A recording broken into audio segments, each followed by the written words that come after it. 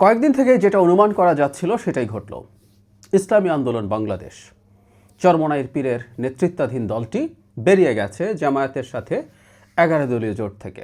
এখন জামায়াতের নেতৃত্বে 10 দলীয় জোট হয়ে গেল। ইনফ্যাক্ট গত কিছুদিন থেকে যে ঘটনা ঘটছিল তাতে এটা মনেই হচ্ছিল আরেকটা দল বেরিয়ে যেতে পারে, এই প্রবাবিলিটি খানিকটা দেখা গিয়েছিল। সেটা হচ্ছে বাংলাদেশ খেলাফত মজলিস, যারা মামুনুল হকের নেতৃত্বাধীন, সেটা থেকে গেছে এখন পর্যন্ত। কিন্তু ইসলামী আন্দোলন বাংলাদেশ বেরিয়ে গেল। এটার ইম্প্যাক্ট কী হবে এই জোটের ওপরে, নির্বাচনের ওপরে, বিএনপির ওপরে কী হবে, এইসব নিয়ে একটু কথা বলতে চাই। আগে অন্তত এই জোটে বিশেষ করে জামায়াতে ইসলামের জন্য ব্যাপারটা কেমন হলো সেটা একটু বোঝা দরকার।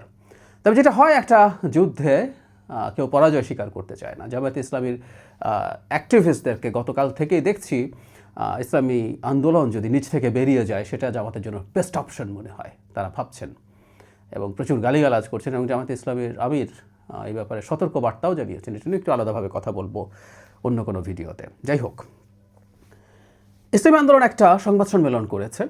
গাজী আতাউর রহমান সাহেব, ওনার সাথে আমি টকশো করেছি, ব্যক্তিগতভাবে চিনি, খুবই সজ্জন মানুষ কথাবার্তায় আলাপে। তো তিনি একটা সংবাদ সম্মেলন করলেন, সেখানে তাদের কারণগুলো তারা ব্যাখ্যা করেছেন। মানে আমাদের প্রাথমিকভাবে আমাদের সামনে কারণ হিসাবে হাজির হয়েছিল আসন সমঝোতা। পত্রপত্রিকা আমরা দেখেছি যে ইসলামী আন্দোলন বাংলাদেশ প্রথম 100টা সিট চেয়েছিল, পরে সেখান থেকে কমতে কমতে তারা 50-এর বেশি সিট শেষ পর্যন্ত তারা চেয়েছেন।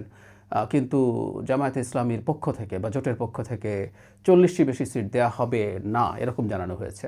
সর্বশেষ আমরা যতদূর জানি জামায়াতে ইসলামী তাদের জোট যখন ঘোষণা করছে মোটামুটি 45-এর কাছাকাছি সিট ফাঁকা রেখে বাকিগুলো সমঝোতা ঘোষণা করেছিল। অর্থাৎ তারা অপেক্ষা করছিলেন, তারা ভেবেছিলেন ইসলামী আন্দোলন বাংলাদেশ এসে জয়েন করবে। কিন্তু ফাইনালি যেটা দাঁড়ালো সেটা আর হচ্ছে না।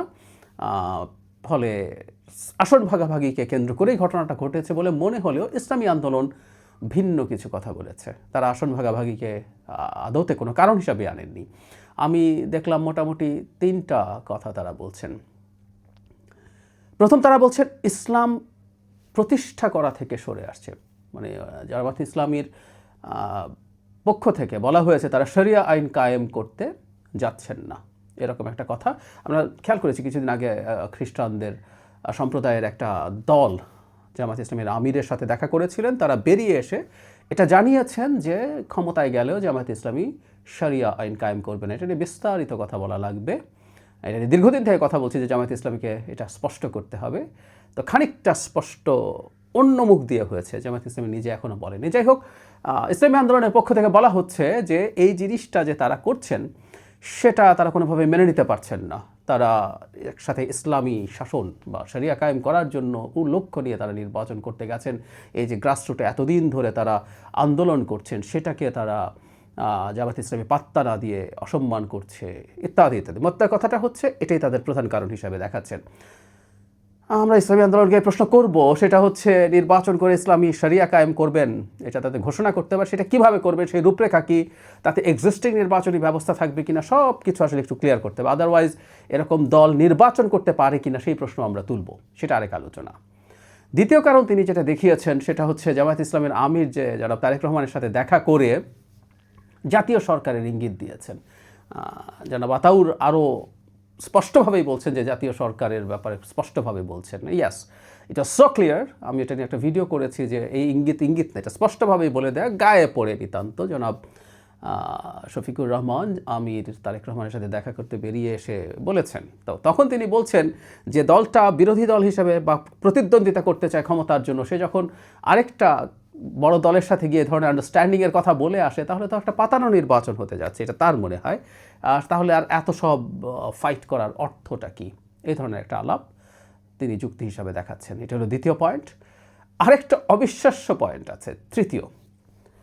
সেটা হচ্ছে জামায়াতের আমির ইসলামী আন্দোলনের আমিরকে তাচ্ছিল্য করেছেন তাদের ভোটের পার্সেন্টেজ দিয়ে, কিন্তু ফানটা হচ্ছে প্রথম আলোর জরিপকে দেখিয়ে তিনি এটা বলছেন। জনাব আতাউর রহমান যেটা বলছেন আর কি, যেখানে প্রথম আলো নিজে কোনো জরিপ করেনি, সে কতগুলো জরিপ করিয়েছিল। তো ওখানে জামাতের 30%-এর বেশি মানুষ জামাতকে ভোট দিতে চায়, আর ইসলামী আন্দোলন 0.1% ভোট পাবে এরকম দেখিয়ে মানে ব্যাকফুটে নিয়ে নেগোশিয়েট করে তাকে কম সিট দেওয়ার আলোচনা শুরু করেছেন। ব্যাপারটা এরকম বিষয় তুলে ধরতে চেয়েছেন। ফানি লেগেছে জামাতের আমির আবার প্রথম আলো দেখাচ্ছেন, মানে জামাতপন্থী জামাতের লোকজন তো প্রথম আলোকে বিরাট শত্রু মনে করে এবং অত্যন্ত ডিসইনফরমেশন করে বলেই মনে করে, অথচ তারাও প্রথম আলো ব্যবহার করছেন এবং সেটাকে রেফারেন্স হিসাবে দেখাচ্ছেন ইসলামী আন্দোলনের আমিরকে। যাই হোক, এই তিনটা কারণকে তারা দেখিয়েছেন। তৃতীয়টা ভয়ঙ্কর ইনসাল্টিং ইন এনি কনসিডারেশন। যদি আমি আরেকটা ফর্মুলা দিয়েছিলাম, জামাতিদের একটা মানে প্রতিষ্ঠান আছে, তাদের আরও কয়েকটা প্রতিষ্ঠান মিলে একটা জরিপ করেছিল, সেটার ভিত্তিতে হতে পারত। যাই হোক, এবার মূল কথাটায় আসি, সেটা হচ্ছে ইম্প্যাক্ট কী হবে। জামাতের লোকজন খুব খুশি খুশি ভাব দেখাচ্ছেন, মানে গত দিন যখন আসন সমঝোতা হলো, জামাত তো 200-র নিচে সিটে তার প্রার্থিতা ঘোষণা করেছে। ভাবখানা এরকম যে ইসলামী আন্দোলনকে এতগুলো সিট বা অন্যান্য দলকে এই সিটগুলো ছেড়ে দেওয়াতে জামাতের জোট একটুর জন্য সম্ভবত 2/3 মেজরিটি মিস করে ফেলবে। মানে তাদের অনেকের এতটাই দুঃখ লাগছে, কারণ ইসলামী আন্দোলনের তারা বৃহৎ স্বার্থে হয়তো সিট ছাড়ছে, কিন্তু তেমন কেউ জিতে নাও আসতে পারে। জামাতের তারা সবাই জিতে যাবে, 179-র মধ্যে অনেক জিতে যাবে, প্রায় সবাই। আর একটু হলে তারা, যদি তাদের ক্যান্ডিডেট বেশি হতো জামাতে, তাহলে 2/3 মেজরিটি পেয়ে যেত কিনা, এই ধরনের একটা মাতম দেখছিলাম। এবং অনেকে লিখেছেন, আমি তাদের অ্যাক্টিভিস্টদের অনেকে স্ট্যাটাস দেখেছি যে জামাত এই জোট ভাঙার ঝুঁকি নিল না, কিন্তু ইসলামী আন্দোলন যদি নিচ থেকে বেরিয়ে যায় সেটা তাদের জন্য ভালো হবে। মানে তারা এটাকে বিজয় হিসাবে দেখানোর চেষ্টা করছেন। এবং হুইচ ইজ ভেরি ফানি যে ইসলামী আন্দোলন কত খারাপ, তারা শেখ হাসিনার সময় কত সমর্থন করেছে শেখ হাসিনাকে, কত তারা ভারতের লোক, এই আলাপগুলো এখন আবার প্রচুর আসছে। আমরা, এটা ফ্যাক্ট, ইসলামী আন্দোলনের সর্বোচ্চ নেতাদের শেখ হাসিনা এবং আওয়ামী লীগকে তোষণকারী অনেক মন্তব্য পাওয়া যায়, তারা সেগুলো ব্যবহার করার চেষ্টা করছেন, অথচ এতদিন কিন্তু তারা ভালোই ছিলেন। যাই হোক, এটা তাদের বক্তব্য, কিন্তু আসলে কি হবে? আমরা এই জোটটা যখন তৈরি হচ্ছিল তখন ইসলামী আন্দোলনের একটা কনসেপ্ট যে সব ইসলামী ভাবাদর্শের ভোট এক বাক্সে, এটা পরীক্ষিত না। আসলে এটা ফল কি হবে? অ্যাপারেন্টলি মনে হতে পারে যে সব ইসলামী দল যখন একত্র হয় তখন একটা সিনার্জিস্টিক এফেক্ট হতে পারে। আমি আগেও একদিন বলেছি, সিনার্জিজম মানে হচ্ছে, আপনারা অনেকেই জানেন, যারা জানেন না তাদের উদ্দেশ্যে, যে কখনো কখনো 2-2 যোগ করলে 4-এর চেয়ে বেশি হতে পারে। ডিজায়ার যে ইম্প্যাক্ট দুটো হয় তার চেয়ে বেশি হয়ে যেতে পারে, 5 হতে পারে, 6 হতে পারে। ফলে সব ইসলামী দল যখন একই বাক্সে ভোট দেওয়ার অ্যাপিল করবে, সবাই যখন নিজেদের মধ্যে সলিডারিটি দেখাবে, তখন সেটার একটা ইম্প্যাক্ট পড়তে পারে বলে ধারণা করা হচ্ছিল। আবার বলছি এটা ধারণা, কারণ এটা টেস্টেড না। এটা একত্র হলে আমরা বুঝতে পারতাম আসলে কি হয়। কেন বলছি এটা হবেই গ্যারান্টি দেওয়া যায় না, তার কারণ হলো এই যে ইসলামের বিভিন্ন ডিফারেন্ট স্কুল অফ থটস আছে, এবং আবহমান কাল থেকে এই দলগুলো পরস্পরের বিরুদ্ধে, কওমিরা জামাতের বিরুদ্ধে, জামাত কওমিদের বিরুদ্ধে, তারপরে এই যে ইসলামী আন্দোলন এক ধরনের পীরপন্থী, যেখানে পীররা আছেন, তাদের সাথে জামাতের সংঘাত, জামাতের সাথে তাদের সংঘাত, এটা গ্রাসরুটে তারা ক্রমাগত বলে এসছেন। এখন হঠাৎ করে যদি বলেন যে, ধরলাম ইসলামী আন্দোলন, যাদের অত্যন্ত কঠোর মন্তব্য আছে জামাতের বিরুদ্ধে, তারা যদি বলেন তোমরা ঢালাওভাবে এবার জামাতকে ভোট দাও, তার সমর্থকরা এটা কতটুকু ফলো করবেন, এটা প্রশ্নবিদ্ধ হওয়ার মতোই ব্যাপার।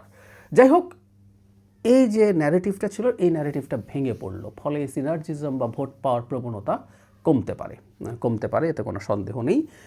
আর বড় বিপদে জামাত যেটা পড়বে সেটা হচ্ছে, ইসলামী আন্দোলন মাঠে এই যে জামাত ইসলাম শব্দটা ব্যবহার করে, কিন্তু সে শরিয়া আইন থেকে সরে গিয়ে শুধুমাত্র ক্ষমতায় যাওয়ার জন্য এখান থেকে সরে এসছে। ইনফ্যাক্ট জনাব আতাউর রহমান এটাই বলেছেন যে ক্ষমতা যাওয়ার জন্যই করছেন। এটা যদি ক্রমাগত ক্যাম্পেইন করে ইসলামী আন্দোলন বাংলাদেশ, তাদের একটা নেটওয়ার্ক আছে, তাদের প্রচুর মুরিদ আছেন, তাতে তারা কতটুকু জিতবেন বড় ব্যাপার না, জামাতের ভণ্ডামি বেরিয়ে পড়বে অনেক বেশি করে। এটা জামাতের জন্য বড় বিপদের কারণ হতে পারে। এবং এটা কে করছে? আরেকটা ইসলামপন্থী দল, সেই যে দলটা তার সাথে এতদিন ধরে থাকার চেষ্টা করেছিল জোটে। এটা জামাতের জন্য সবচেয়ে বড়, মানে ভোটের চাইতেও এটা বড় ডিজাস্টার তৈরি করার সম্ভাবনা তৈরি করবে। জামাতের একটা ছোট সুবিধাও আছে হয়তো, সেটা হচ্ছে তুলনামূলকভাবে ইসলামী আন্দোলন জামাতের তুলনায় আরও বেশি রাইট, মানে বেশ ফার রাইটই বলা যায় ইসলামী আন্দোলন বাংলাদেশকে। ফলে জামাতের জোটে এমনি প্রচুর ফার রাইটসরা আছে, জামাতের তুলনায় খেলাফত মজলিস এরা অনেক বেশি ফার রাইট হবে কোন এনি কনসিডারেশন। তারা তো রয়ে গেল, কিন্তু ইসলামী আন্দোলন দল হিসাবে যেহেতু ওগুলোর চাইতে বড়, সো ফার রাইট একটা দল চলে গেছে। এটা জামাতের এই যে ব্র্যান্ডিং হওয়ার ঝুঁকি আছে, যে তার সাথে প্রচুর ফার রাইট একত্র হয়েছে, যেটা ইন্টারন্যাশনালি বিশেষ করে বা দেশের মধ্যেও এডুকেটেড মিডল ক্লাসের ওপরেও ইম্প্যাক্ট ফেলার সম্ভাবনা থাকবে। এরা সরে যাওয়াতে জামাতের এই বিষয়টা খানিকটা কমার সম্ভাবনা দেখা গেছে। এটা জামাতের জন্য পজিটিভ হলেও হতে পারে, আমি নিশ্চিত নই, কিন্তু আমি জাস্ট জানিয়ে রাখলাম এটা পজিটিভ হওয়ার সম্ভাবনা খানিকটা হলেও আছে। আর সর্বশেষ যেটা মনে করি, এটা এই জোটের জন্য যদি আমাকে বলা হয় ফাইনালি কেমন দাঁড়াবে, ক্ষতিকর হবে ভোট, ইসলামপন্থী ভোট যেগুলো একই বাক্সে যেতে পারত সেগুলো কমার সম্ভাবনা আছে। আর জামাতের বিরুদ্ধে আমি মোটামুটি নিশ্চিত ইসলামী আন্দোলন আজকে যেভাবে তার ইসলামী শরিয়া থেকে সরে আসার ব্যাপারটাকে যেভাবে রিয়্যাক্ট করেছেন, এটাকে তারা খুব সিরিয়াসলি ক্যাম্পেইনের পার্ট করবেন, এটা বোঝা যায়। সেটা যদি করে সেটা জামাতকে খুব বড় বিপদে ফেলবে। কারণ জামাতের যে ভোটাররা একটা সময় ট্রেডিশনালি ছিলেন, তার কর্মীরা, ইভেন আমরা হয়তো আরেকদিন বিস্তারিত আলোচনা করব, জামাতের সংগঠনই ঝুঁকির মধ্যে পড়তে পারে। কারণ হচ্ছে এই ধরনের ন্যারেটিভ, মানে যেটা আমরা ইসলামী শরিয়া কায়েম করবো, অথচ ইসলামী শরিয়া কায়েম করবো, আতাউর সাহেব যে কথাটা বলেছে, আমি নিজেও ছোটোবেলায় এই স্লোগান প্রচুর শুনেছি, আল্লাহর আইন চাই, সৎ লোকের শাসন চাই। আল্লাহর আইন চাই, এই কথাটা আসলে জামাত ক্রমাগত বলেছে। সো জামাত যারা করেও তারাও কতটা এই দলের সাথে থাকবে, এটা খুবই হাই রিস্ক একটা গেমে ঢুকলো। এবং এটা যদি ইসলামী আন্দোলনে ক্যাম্পেইন করতে থাকে, situation will really be very tough for Jamaat-e Islami.